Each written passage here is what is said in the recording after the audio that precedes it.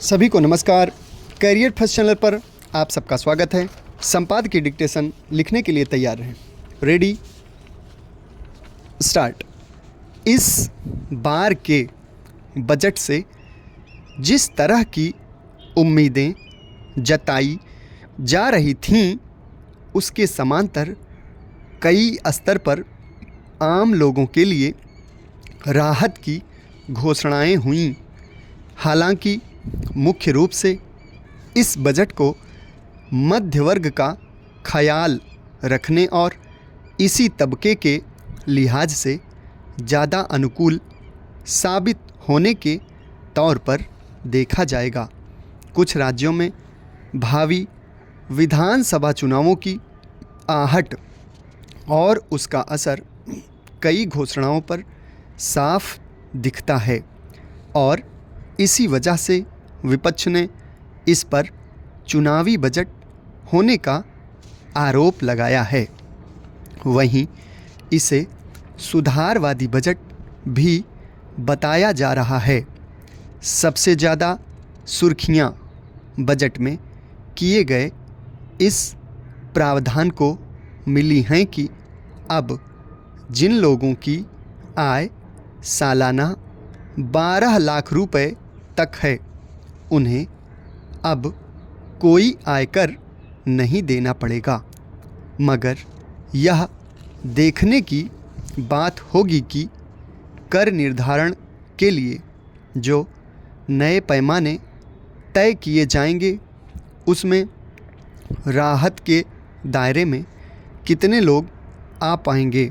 गौरतलब है कि इससे पहले 7 लाख रुपए तक की वार्षिक आमदनी वालों के लिए आयकर से छूट की व्यवस्था थी। माना जा रहा है कि बहुत लंबे समय के बाद मध्य वर्ग को इतनी बड़ी राहत दी गई है। इसके अलावा टीडीएस की सीमा 10 लाख रुपए और आयकर रिटर्न भरने में 4 वर्ष तक का समय जैसे कुछ अन्य उपायों से उम्मीद जगी है कि ये भारतीय बाज़ारों में छाई सुस्ती को दूर करने में मददगार साबित होंगे। मोबाइल सहित कुछ इलेक्ट्रॉनिक सामान, इलेक्ट्रिक कारें और टीवी आदि का सस्ता होना मध्य वर्ग को राहत देने में सहायक तत्व का काम कर सकता है।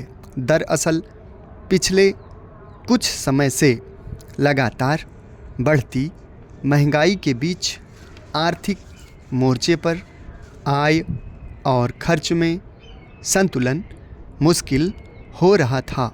वहीं आर्थिक वृद्धि में गिरावट चिंता की एक बड़ी वजह बन रही थी।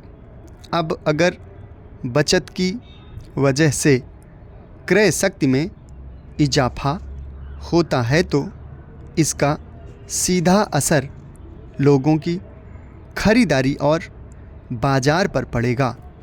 किसानों के लिए क्रेडिट कार्ड पर मिलने वाले ऋण, दलहन, तिलहन और खाद के उत्पादन, मखाना बोर्ड आदि के संबंध की गई घोषणाओं को किसानों के लिए फ़ायदेमंद माना जा रहा है, मगर इसका आकलन इस पर निर्भर होगा कि इनसे फसलों के लिए न्यूनतम समर्थन मूल्य और कर्ज माफ़ी जैसी किसानों की कुछ मुख्य मांगें और उनकी समस्याओं का निपटारा कैसे संभव होगा।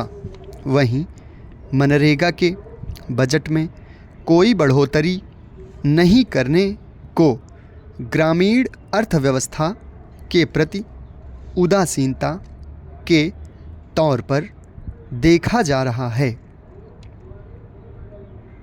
पहली बार उद्यमी बनने वाली महिलाओं के अलावा अनुसूचित जाति जनजाति की महिलाओं के लिए भी विशेष ऋण योजना की घोषणा हुई है। समाप्त। धन्यवाद।